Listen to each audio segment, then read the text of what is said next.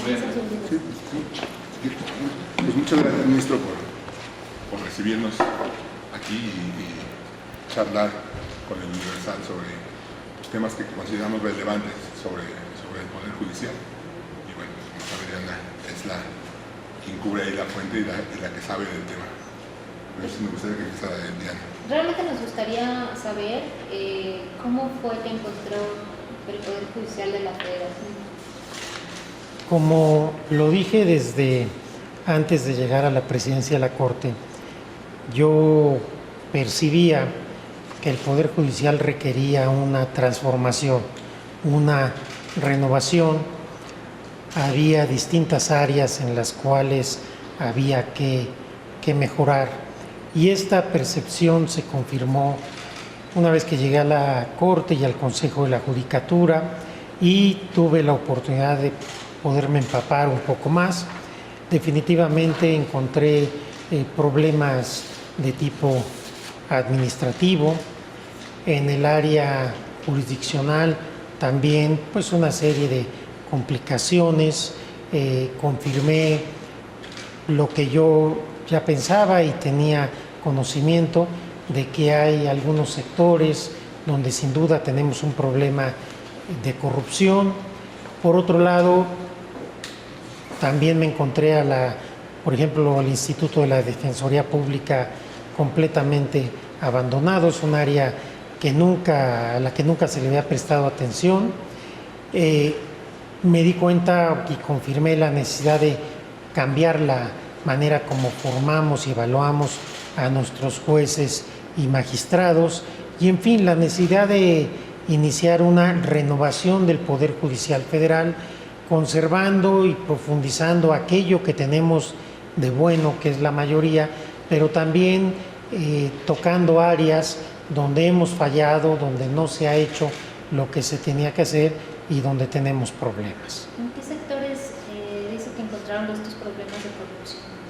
Por ejemplo, en materia jurisdiccional, si bien es cierto que la mayoría de nuestros jueces y juezas, magistrados y magistradas son honestos, también es cierto que hay un número de juzgadores que no son dignos de ser jueces federales y que incurren en conductas indebidas. Algunos que lo hacen de manera aislada y otros pues que lo hacen de manera casi organizada. Hay algunos circuitos donde hemos tenido información de que hay problemas serios de corrupción. El caso que ya he referido en otras ocasiones del circuito del Estado de Jalisco, donde estamos haciendo tomando todas las medidas necesarias para ordenar ese circuito y tratar de ir abatiendo la corrupción en otros sectores para dar un mejor servicio a la sociedad, para que la gente confíe en los jueces, pero también para defender a la mayoría de nuestros juzgadores, que como ya dije son honorables y honestos. Presidente, usted ha dicho que durante su administración habrá tolerancia cero a la corrupción. La primera pregunta sería, ¿no la había? ¿Había una tolerancia a la corrupción? Yo lo único que puedo decir es que no había un combate enérgico, inteligente, organizado y sistemático a la corrupción.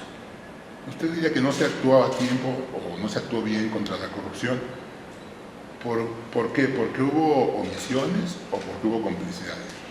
Mire, en este momento y con la información que tengo, no me toca a mí hacer un análisis crítico de quienes estuvieron antes que yo en esta responsabilidad.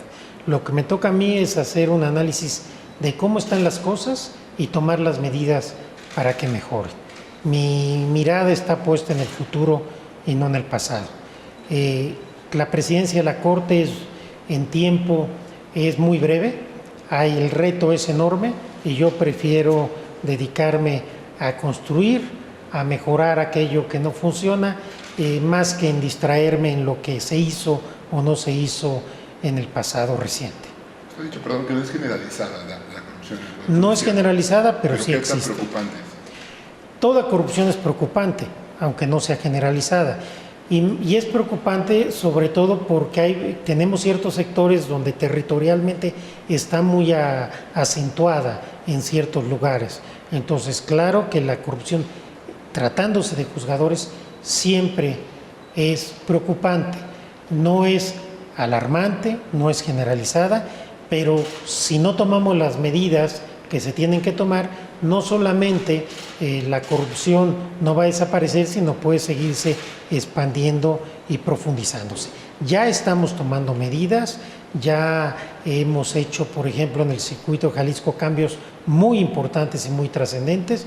Yo espero que en muy poco tiempo podamos hablar ya de que ese circuito se encuentra saneado y empezaremos a tomar otras medidas para ir generando un poder judicial que sea más confiable para la ciudadanía. Hasta ahorita, ¿cuántos jueces y magistrados están bajo investigación por estos actos? No quiero más que puedo, sí puedo, pero no quiero dar números, porque me parece que parte de una estrategia de combate a la corrupción es no adelantar uno lo que va a hacer. Lo que he estado diciendo es lo que hemos venido haciendo. Simplemente quiero decirles que todos los casos en que tenemos no solo denuncias o quejas, sino sospechas de corrupción, se están investigando y se tomarán las medidas necesarias. ¿Cuáles otros son los circuitos que tienen estos problemas? Porque usted refiere Jalisco, pero hay otros. Hay otros circuitos, si bien ninguno con el tamaño de la problemática de Jalisco. Cuando se empiezan a tomar medidas en otros circuitos, oportunamente se informará a la opinión pública. Presidente, ¿usted cree que sería adecuado o viable que, como sucede, o como debiera suceder en otras instancias del Poder Ejecutivo, los jueces, los ministros, los magistrados tuvieran que someterse a exámenes de control de confianza? No es necesario, porque los propios sistemas que tiene el Poder Judicial deben servir para ello. Por eso hablaba yo hace rato de la necesidad de cambiar la forma como evaluamos a nuestros jueces y magistrados. Vamos a establecer sistemas mucho más serios desde el punto de vista académico para tener la certeza de que quienes están ocupando estos cargos es gente preparada profesionalmente, emocionalmente y éticamente. Pero nunca estaría de más estar pendiente de sus cuentas, por ejemplo, ¿no? de su patrimonio. Todos los temas que tienen que ver con el comportamiento de jueces y magistrados en los rubros que usted indica se están vigilando en esta administración. ¿El presidente de la República ya presentó sus quejas en contra de los jueces que han liberado delincuentes? Primero, los jueces no están liberando delincuentes. Se presentó, pues ni siquiera un reclamo, un señalamiento de que había algunos jueces que quizás estaban liberando a personas que habían sido detenidas y los estaban liberando indebidamente.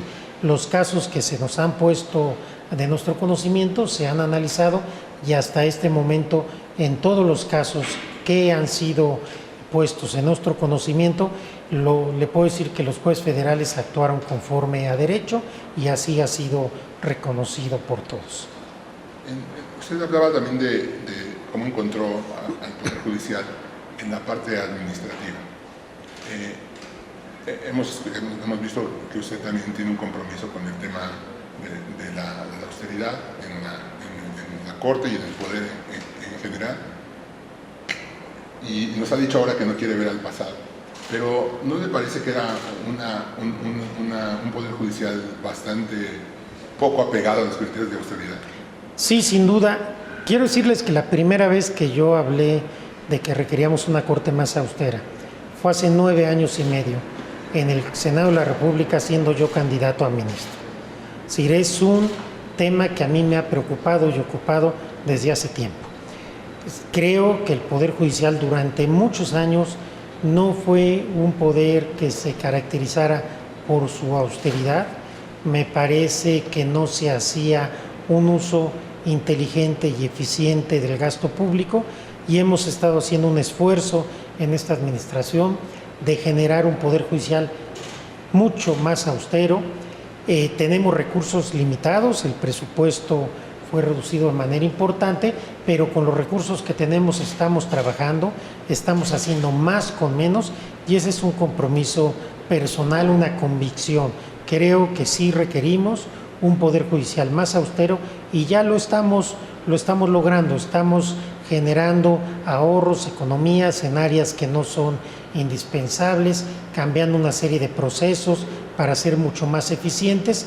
Entonces, esta convicción de la austeridad republicana que comparto en este momento con el titular del Ejecutivo, pero que yo llegué a esta conclusión por mi propio camino y convicción, como lo puedo probar no solo con este discurso hace 9 años y medio, sino es un tema sobre el que yo he escrito desde hace varios años.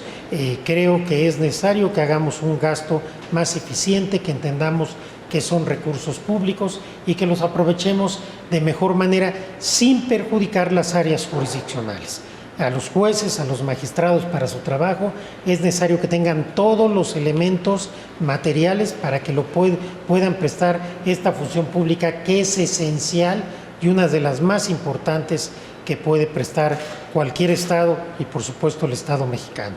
Pero hay otras áreas donde se puede ahorrar, donde se pueden achicar estructuras, donde se pueden hacer más eficientes los procesos, y en eso estamos comprometidos. En esa parte administrativa, usted también ha encontrado en esta revisión casos que tengan que ver con corrupción. Hemos encontrado sí un desorden administrativo importante. Hemos encontrado dentro de este desorden probables casos en donde pudiera haber responsabilidad. No lo puedo afirmar en este momento. Se han abierto ya las investigaciones correspondientes, pero sí puedo decirles que sí encontramos una situación administrativa en el Poder Judicial bastante caótica, ineficiente y con, no llamaría quebranto, pero sí con, digamos, problemas para hacer frente incluso a gastos que son inherentes, necesarios, indispensables. Y presenté yo al Consejo de la Judicatura un documento sobre cómo recibí la administración del Consejo de la Judicatura, y a partir de ahí estamos trabajando. Hasta ahora, ¿cuántos jueces y magistrados han sido denunciados ante la Fiscalía General de la República por posibles actos de corrupción o por colusión incluso con el crimen organizado? Todos los datos que tienen que ver con investigaciones en curso no puedo proporcionarlos.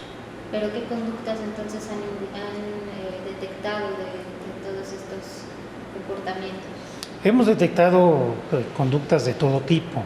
Hemos detectado, por ejemplo, conductas en donde los bienes que tienen y que ostentan algunos juzgadores no se compadecen con sus ingresos.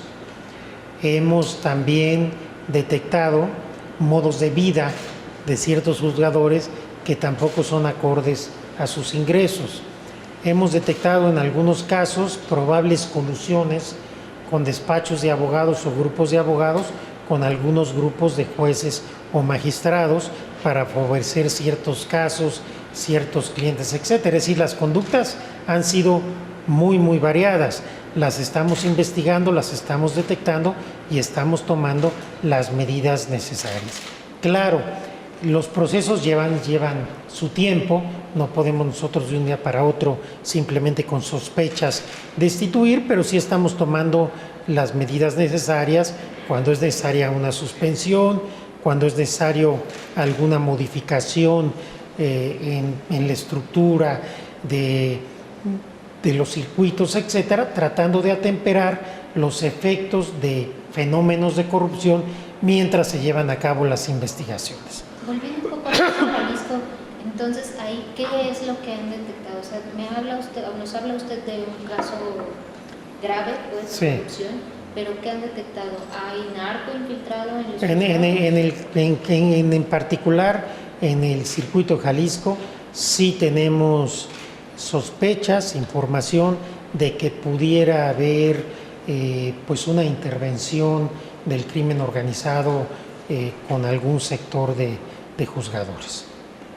¿Qué cártel o qué grupo? No quiero dar yo más datos, no me corresponde a mí me corresponde hacer las investigaciones, una vez que tengamos resultados, tomar las decisiones en el ámbito que a nosotros nos toca y poner en conocimiento de la Fiscalía General aquello que pudiera llegar a ser un delito. ¿Hay algún precedente que usted tenga, presidente, digamos, de unas acciones de este tipo dentro del Poder Judicial? Nunca se había hecho una labor integral de realmente de cero tolerancia a la corrupción y de combate a la corrupción. Se había actuado en algunos casos de manera reactiva, pero nunca se había diseñado una estrategia para efectivamente dar un combate frontal con una política de cero tolerancia a la corrupción. Usted llegó y en ¿cuánto tiempo hizo su primera acción en el tema de anticorrupción? Pues realmente las primeras medidas las tomamos llegando.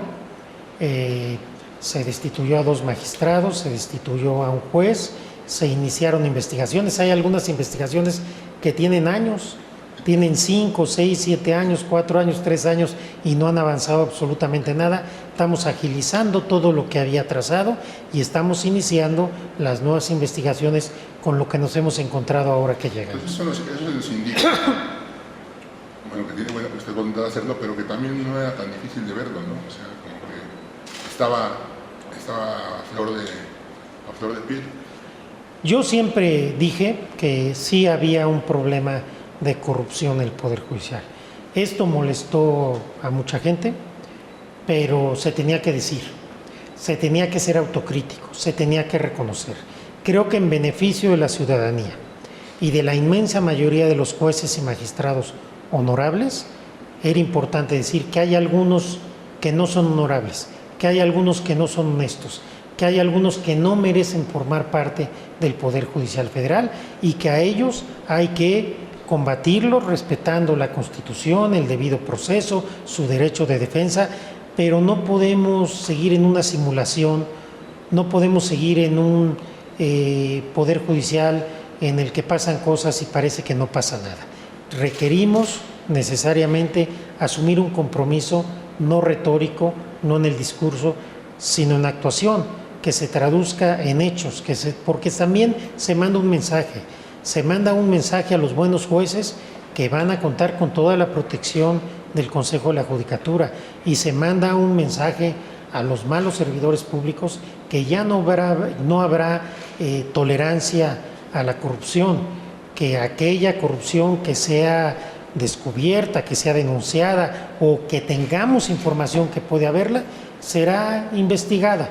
No habrá cacería de brujas, no se trata de tratar de generar una estadística de cuánta gente sancionamos, a mí esto me parecería totalmente absurdo, sino se trata efectivamente de hacer un combate inteligente, estratégico, organizado, que nos permita dar tranquilidad a la gente que cuando van a un juzgado, a un tribunal colegiado, se les va a impartir justicia con independencia de su clase social, de su nivel económico, de su orientación sexual, de su sexo, etcétera. Es decir, que se va a generar una justicia auténtica para todos los justiciables que todos los días llegan a pedir justicia al Poder Judicial Federal. Y sinceramente, en esta postura de cero tolerancia a la corrupción, no he encontrado resistencias dentro del Poder Judicial. Claro que hay resistencias, es decir, a todos los cambios que nosotros estamos queriendo hacer en lo administrativo, en lo jurisdiccional,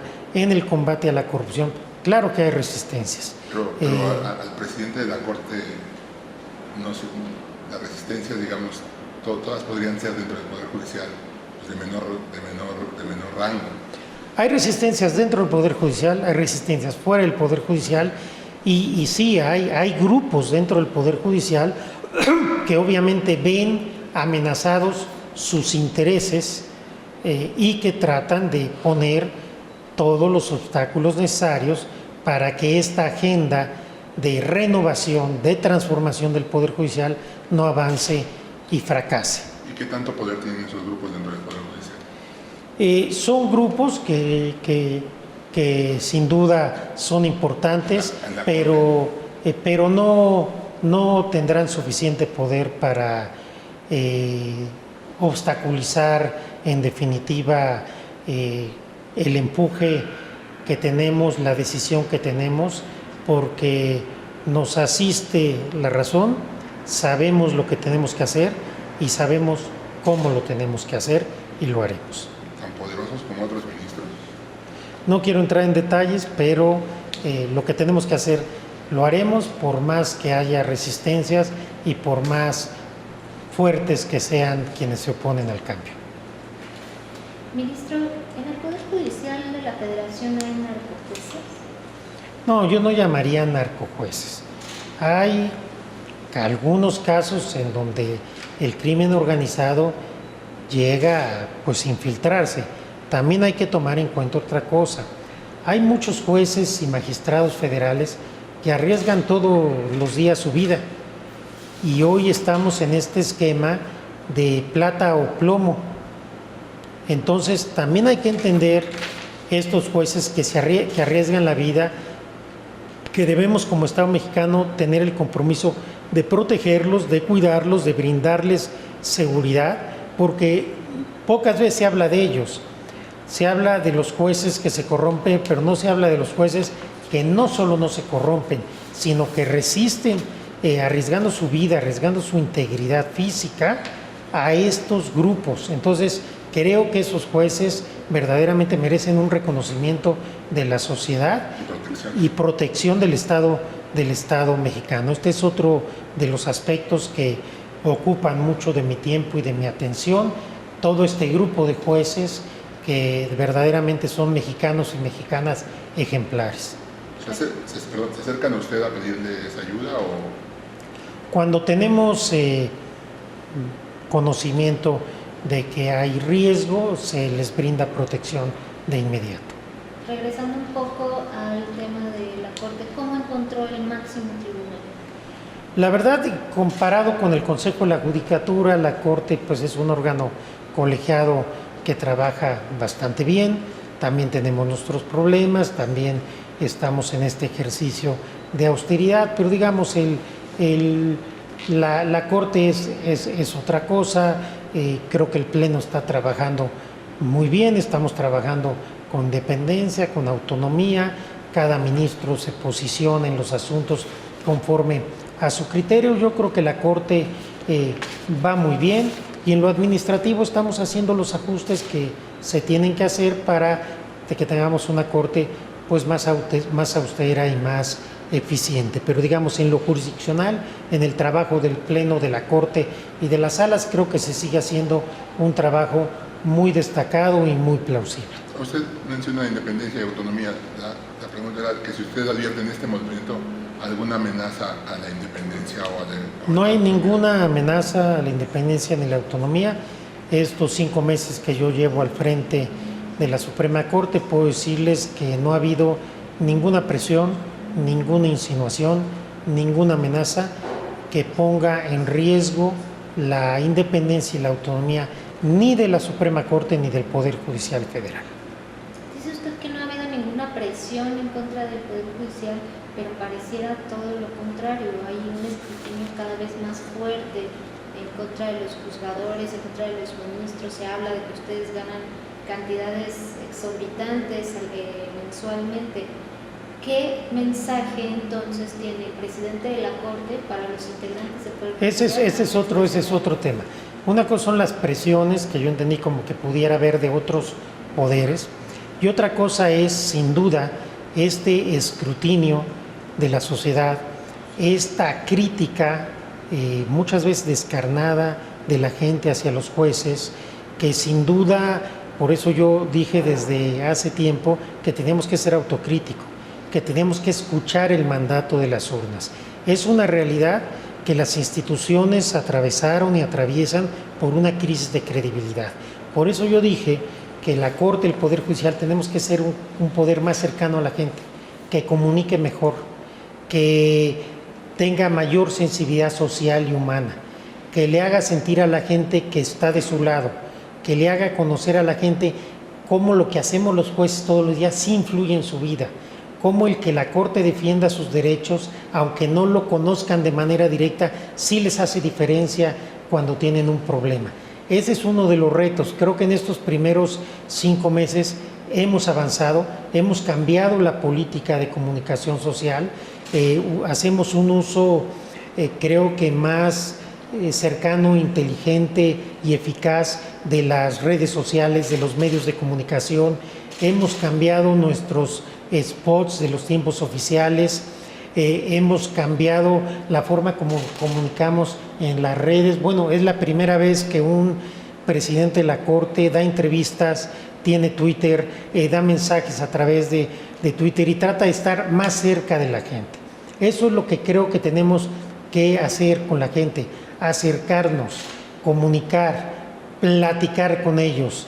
Ese creo que es el gran reto, y por supuesto que para mí esto es muy relevante, porque de nada sirve que hagamos cosas si la gente sigue teniendo una percepción equivocada o a veces cierta de que el Poder Judicial está muy alejado, o de que los ministros vivimos en una esfera ahí en las alturas, totalmente sin contacto con la realidad, sin poner los pies en el suelo.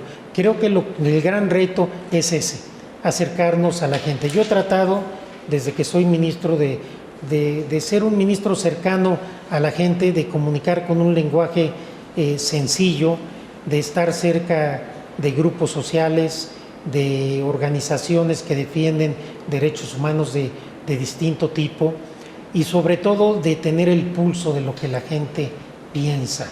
Me parece que si la realidad no coincide con lo que nosotros pensamos, no es malo para la realidad, es malo para nosotros. Entonces tenemos que estar, al menos esa es mi convicción, todos los días teniendo muy claro cuál es el pulso social y qué es lo que piensa la gente, para precisamente responder a esas exigencias legítimas de la gente de tener una mejor Suprema Corte y un mejor Poder Judicial. ¿Encontró corrupción en la Corte?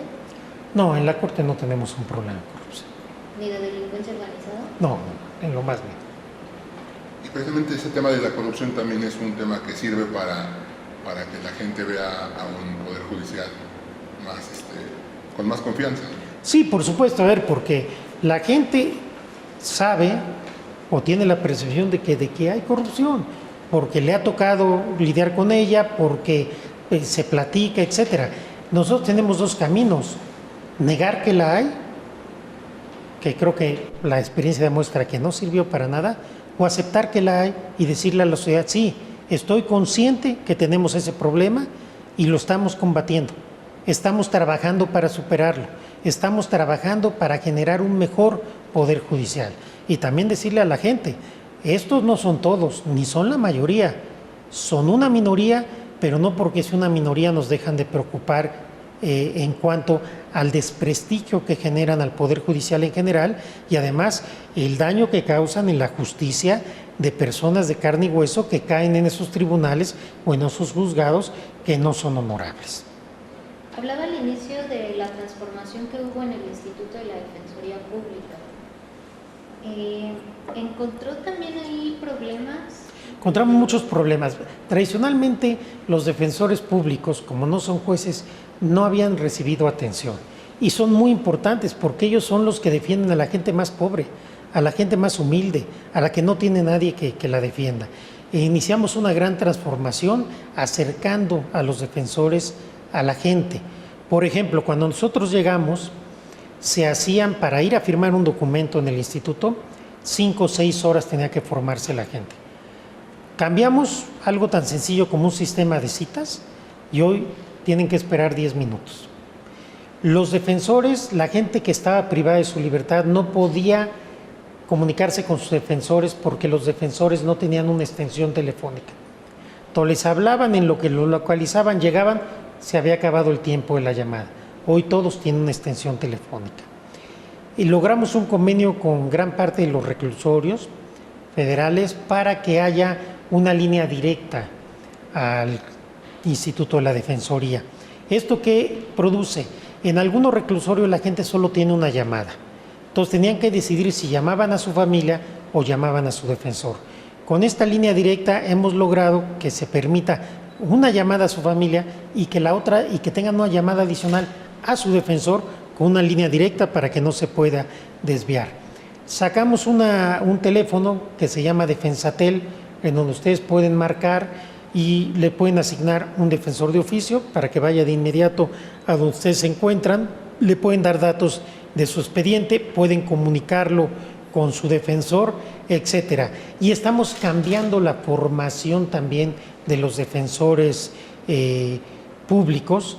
Generamos ya un convenio con la Corte Interamericana de Derechos Humanos para formar a nuestros defensores públicos en materia de derechos humanos. Se trata de brindarle a la gente más humilde de este país la mejor defensa posible. ¿Podríamos hablar entonces de que los principales problemas son administrativos como de operación? Yo diría que los problemas son muy serios. Tenemos problemas administrativos en el Poder Judicial, tenemos problemas de operación, tenemos problemas de formación, tenemos problemas de capacitación, tenemos problemas de evaluación. ¿Recuerdan ustedes cuando se robaron los exámenes de un examen para jueces? Tenemos problemas en sistemas informáticos que no trabajan, no caminan y se comunican entre ellos. Tenemos muchos problemas, pero lo importante es que los estamos acometiendo todos al mismo tiempo, con mucha voluntad, con mucha decisión. Tengo un gran equipo de trabajo, he encontrado un apoyo decidido también en las consejeras y consejeros de la Judicatura Federal, entonces yo soy optimista. El mayor obstáculo que tenemos es el tiempo. El reto es enorme, es muy poco tiempo, pero lo estamos aprovechando día a día, todos los días, y así seguiremos hasta el último día que me toque presidir la Corte. ¿La prioridad sigue siendo cuál? Todas son prioridades. Las estamos. No, es que el problema es que yo no me puedo dar el lujo de decir voy a combatir la corrupción y me olvido de lo demás. No, yo tengo que ordenar lo administrativo, tengo que ordenar la corrupción, tengo que atacar el nepotismo, tengo que evaluar mejor a mis jueces, tenemos que formar de otra manera a los jueces y los magistrados, tenemos que cambiar el Instituto de la Defensoría, tengo que modernizar el sistema informático, tengo que generar una política de austeridad, y todo eso lo tenemos que hacer al mismo tiempo. Son políticas transversales. No nos podemos dar el lujo de decir, me voy a dedicar a esto. No, tenemos fácilmente 10 grandes rubros que todos son prioritarios. Nos quedan poco más de 3 años y medio, no nos podemos dar el lujo de decir, me voy a dedicar nada más a esto. Nos estamos dedicando a todo, estamos trabajando 24 horas al día y estamos generando cambios en cada una de estas áreas. No tenemos tiempo para perder, el reto es enorme, la situación de renovación del Poder Judicial es urgente. De nada serviría que atacáramos un problema si no atacamos los demás. ¿De qué sirve, por ejemplo, que modifiquemos, disminuyamos la corrupción si no tenemos mejores jueces? ¿De qué sirve que esté ahorita yo combatiendo la corrupción en un sector si no estoy cuidando que los jueces y magistrados no asciendan a través de exámenes que pueden comprar? ¿Me explico? Tiene que ser, son políticas transversales donde tenemos fácilmente 10 proyectos prioritarios, todo es prioritario, tenemos que caminar en todo. En lo personal y todo mi equipo le dedicamos todos los días a todos los proyectos. Hay algunos de mis colaboradores que están en un tema, yo estoy en todos. Tenemos que comunicar mejor, ese es otro tema prioritario, porque nada sirve lo que hagamos si no se comunica.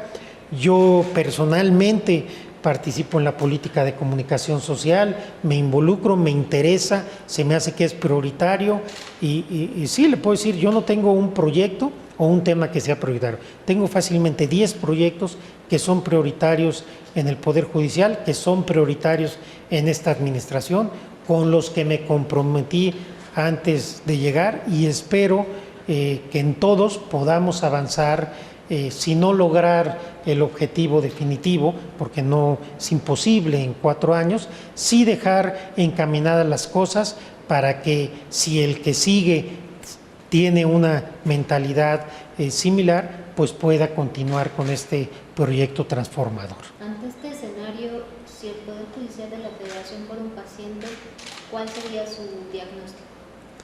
Encontramos un paciente grave, con dolencias varias, pero que estamos encontrando, una vez hecho un buen diagnóstico, el tratamiento y la cura para cada uno de estos padecimientos.